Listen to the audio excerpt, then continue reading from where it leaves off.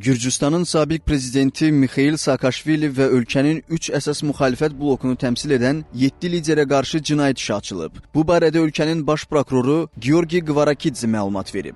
Baş prokuror bildirib ki, Saakaşvili və ittiham olunan digər müxalifətçilər Gürcüstanda konstitusiya quruluşunun zorakılıqla dəyişdirilməsində və ya hakimiyyət çevrilişinə çağırışlarda təqsirli bilinirlər. Bundan başqa onlar dövlət əleyhinə diversiya, xarici dövlətin düşmənçilik fəaliyyətinə dəstək və hökumətə qarşı fəaliyyətin maliyyələşdirilməsində də ittiham edilirlər. Bu addım Tbilisinin qoşulmaq istədiyi Avropa İttifaqında Hakim Gürcü Arzusu partiyasının müxalif fikirlərə qarşı təzyiqləri və 1991-ci ildə müstəqilliyi qazandıqdan sonra getdiyi qərbyönümlü yoldan əl çəkməsi ilə bağlı artan narahatlıqlar fonunda atılıb.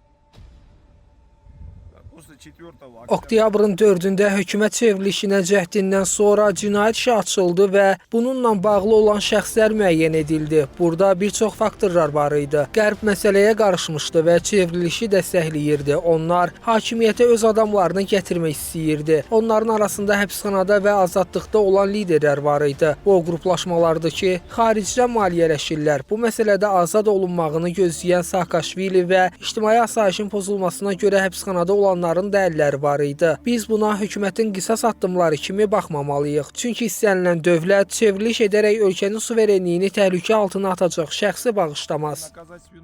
Bəzi ekspertlərin fikrincə, Gürcüstanda 2024-cü ildə keçirilən parlament seçkisindən sonra baş verən etirazlarda Mixail Saakaşvilinin də rolu olub. Həmin vaxt parlament binası qarşısında başlanan etirazlar tezliklə kütləvi ixtişaşlara çevrilib. Daha sonra asayiş keşikçiləri ilə yaşanan toqquşmada 150-dən çox polis əməkdaşı yaralanıb. Gürcüstan hökumətinin açıqlamasına görə zorakılıq aktlarında iştirak edənlərin maliyyələşdirilməsini beynəlxalq donorlar vasitəsilə qeyri-hökumət təşkilatları və özəl fondlar həyata keçirib. Bu yerdə Avropanın indiki vəziyyətə niyə səssiz qaldığı sualı yaranır. Başa düşüləndir ki, qoca qitənin Mixail Saakaşviliyə dəstəyi zamanla sükut halına keçsə də, son hadisələri görməzdən gəlmək ictimaiyyətin tənqidi ilə qarşılanır. Analitiklərin fikrincə, Avropanın bu münasibətinin pərdə arxasında bir sıra önəmli faktlar var. Ən önəmlisi isə Saakaşvilinin artıq Avropa üçün əhəmiyyətli siyasi fiqur obrazını itirməsidir.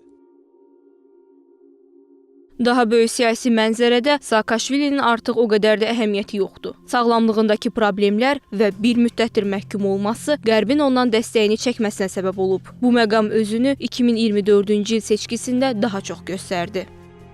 Qeyd edək ki, bir müddət öncə Gürcüstanın Konstitusiya Məhkəməsi Mixail Saakaşvilinin Vahid Milli Hərəkat Partiyası və daha iki müxalif siyasi təşkilatın fəaliyyətinin qadağan edilməsi ilə bağlı petisiyanı qeydə alıb. Petisiya Hakim Partiya Gürcü Arzusu Demokratik Gürcüstan tərəfindən verilib. Sənəddə müxalif siyasi qüvvələrin konstitusiyaya zidd elan edilməsi tələb olunur. İddianı 88 parlament üzvü təqdim edib. Qanuna görə Konstitusiya Məhkəməsi iddiaya 9 ay ərzində baxmalıdır. Artıq vaxt verilmir.